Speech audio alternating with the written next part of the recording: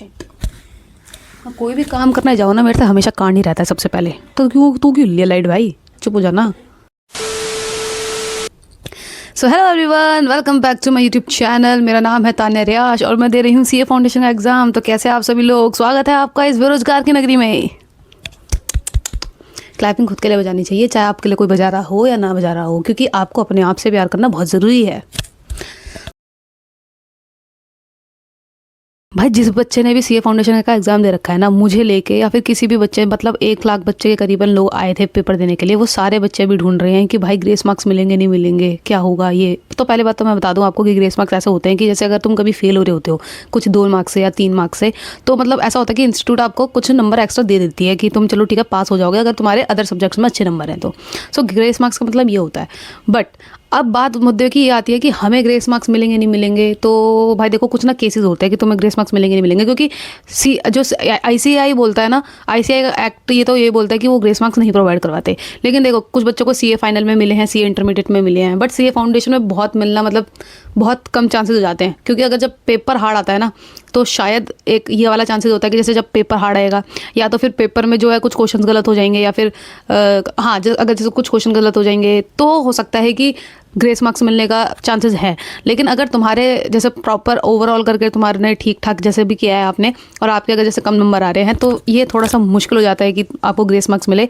But अगर आप जैसे टोटल होने में जैसे 2 नंबर है या 1 नंबर रह रहे हैं, तो हो सकता है कि आपको ग्रेस मार्क्स मिल जाए। पर ये भी बहुत रेयर चांसेस है। मैंने बहुत से लोगों का रिजल्ट देखा है जिसमें लोग 199 पर अटक जाते हैं, मतलब जब एग्रीगेट करते हैं, या फिर 198 पर अटक जाते हैं। तो भाई मैं ये बोलूँगी, जैसे अगर आप इंडिविजुअली पास हो रहे हो तो बेहतर है। इंडिविजुअली पास हो रहे हो तो फिर भी तुम सोच ले सकते हो कि यार बस भगवान, बस मेरे पे, तुम जिस भी भगवान को मानते हो ना, बस भगवान हम पे वो हो जाए, मेहरबान हो जाए कि हमें मिल जाए ग्रेस मार्क्स, ऐसा हो जाए वैसा हो जाए। पर स्टिल ये बहुत इम्प्रैक्टिकल सी चीज़ें हैं कि हम ये सोच रहे हैं कि हमें ग्रेस मार्क्स मिलेगा, क्योंकि सीए फाउंडेशन जैसी चीज़ में वो नहीं देंगे। क्योंकि उन्होंने टफ क्यों एग्जाम बनाया है, उन्होंने टफ इसलिए बनाया ना कि भाई बच्चों को ना वो निकाल ही दे, वो छाट ही दे। जो इंटरमीडिएट में आने वाले ना, उनको पहले ही छाट दें वो बच्चों को। सो मेरे हिसाब से थोड़ा सा मुश्किल है कि मिलेगा। बाकी मैं ये बोलना चाहूँगी, तो बहुत से लोगों को ना, जैसे क्वांटिटेटिव एप्टीट्यूड में बहुत से बच्चों को ना बहुत दिक्कतें हुई हैं कि यार मैं ना 37 पे आ रही हूँ या फिर 38 पे अटक गया, भाई नहीं आ रहा ये, मतलब मैं पास नहीं हो पाऊंगा इसमें। तो भाई मैं ये कहूँगी कि अगर आपको लगता है कि आप किसी मतलब सब्जेक्ट इंडिविजुअली में फेल हो ना, तो भाई आपको अगले अटेम्प्ट की तैयारी करनी चाहिए। क्योंकि ये थोड़ा सा बुरा लग रहा होगा कहते हुए, मेरे को भी लग रहा है। क्योंकि अगर आप कोई एमसीक्यू सब्जेक्ट में फेल हो रहे हो, तो वो तो तुम्हें खुद ही दिख रहा है कि हाँ देखो यार मेरे इतना गलत थे, तो ये है ही गलत। तो मैं नहीं कहूँगी कि तुम ग्रेस मार्क्स के भरोसे बैठो, तुम अगले अटेम्प्ट की तैयारी कर लो। और जैसे कि अगर लगता है किसी को, जैसे मेरे बिजनेस लॉ में मैंने अटेम्प्ट किया है कुछ अच्छे नंबर का, या फिर मैंने अकाउंट्स में भी अटेम्प्ट किया है, तो कहीं ना कहीं तो मेरे सही आंसर आ सकते हैं। जैसे मैंने भी किया, तो मुझे भी नहीं पता बिजनेस लॉ और अकाउंट्स के बारे में कि मेरा क्या होगा, बट कुछ कहीं ना कहीं लगता भी है कि हाँ ठीक है इतना तो मतलब बन जाएगा। तो वो मैं कह सकती हूँ कि उसमें तुम बैठ सकते हो कि हाँ देखो, उसमें हम भगवान भरोसे भी बैठ सकते हैं कि हाँ भगवान हो सकता है कि ठीक कर दे, वो नंबर आ जाए हमारे, तो उसमें वो बैठ सकते हैं। लेकिन अगर कोई एमसीक्यू जैसे सब्जेक्ट में हम फेल हो रहे हैं ना, तो मतलब वो टोटली फेल ही है। क्योंकि वो फिर हमें भी पता चल रहा है, क्योंकि वो 1 मार्क्स तो वैसे ही देंगे ना, क्योंकि वो 1 मार्क्स तो ऑब्वियस ही बात है कि उसमें मतलब आपको डिस्क्रिप्टिव नहीं लिखना। अगर आपको डिस्क्रिप्टिव लिखना होता तो हो सकता है कि आप कह सकते थे कि हाँ मुझे हो सकता है नंबर मिल जाए। तो मेरे हिसाब से अगर आप सब्जेक्टिव में फेल हो, तो आपको अगले अटेम्प्ट की तैयारी करनी चाहिए। तो बहुत से लोग कहते थे कि मुझे क्वांटिटेटिव एप्टीट्यूड में बहुत दिक्कत आती है कि यार मेरा ये नहीं होता, मेरा ऐसा नहीं हुआ। भाई मैं बता रही हूँ, मेरे क्वांटिटेटिव एप्टीट्यूड में बन रहे हैं 47 नंबर, और इवन पता है तुमको, सिर्फ 2 दिन की मेहनत से मतलब ऐसा नहीं, देखो मैंने पहले सिलेबस किया था, पर मैंने पूरा नहीं किया था सिलेबस।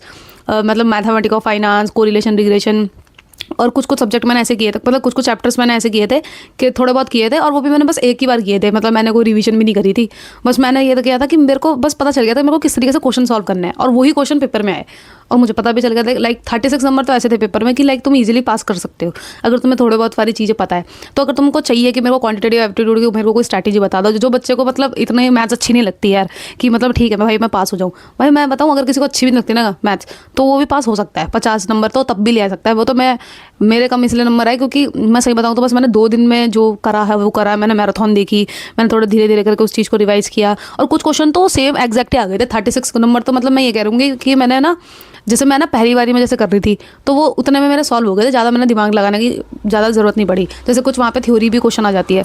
तो भाई अगर तुमको चाहिए स्ट्रैटेजी किस तरीके से बनानी, मैं प्रॉपर स्ट्रैटेजी बना दूँगी क्वांटिटेटिव एप्टीट्यूड की।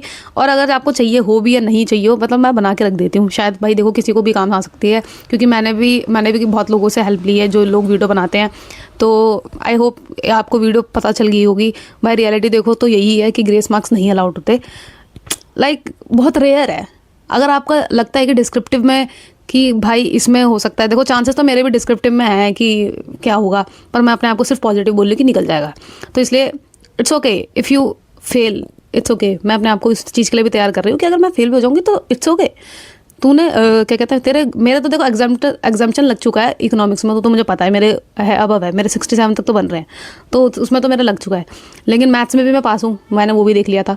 बाकी भाई बिजनेस लॉ और अकाउंट्स का नहीं पता। और सेम अगर तुम्हें भी इस तरीके से लगता है तो भाई इवैल्यूएट करके तुम लगा लो हिसाब किताब, फिर अगले टाइम की स्टार्टिंग तैयारी कर लो और वो पक्का निकल जाएगा तुमसे, क्योंकि तुम पहले से ही स्टार्ट कर दोगे और तुमने एक बार पेपर भी दे दिया, तुम पे कॉन्फिडेंस भी आ गया और फिर तुमको पता भी चल जाएगा मुझे किस तरीके से पढ़ना है, क्योंकि पहली बात है इस बार गलती को हम दोबारा दोहराएंगे नहीं। तो आई थिंक इससे हो जाएगा। तो okay guys, this is the end of the video. अगर आपको ये वीडियो पसंद आई होगी तो प्लीज़ सब्सक्राइब कर लो भाई, कोई सब्सक्राइब ही नहीं कर रहा। एंड हाँ, मेरा थोड़ा बर्थडे आने वाला है, लाइक फरवरी में, स्टार्टिंग के फरवरी में 4 फ़रवरी को मेरा बर्थडे है। तो मैं चाहती हूँ कि काश बस मेरे 500 सब्सक्राइबर हो जाए, बस थोड़ी बहुत मांग रखे कि मतलब 500 सब्सक्राइबर तो हो जाने चाहिए। लाइक अगर लोगों को अच्छी लगे वीडियो तो अगर आप करवा सकते हो तो करवा लेना। बाकी thank you so much for watching, bye bye. मैं वैसे बहुत फ़नी हूँ, मज़ा आएगा मेरी वीडियो देख के, पहले बता रही हूँ, बने रहो मेरे चैनल पे।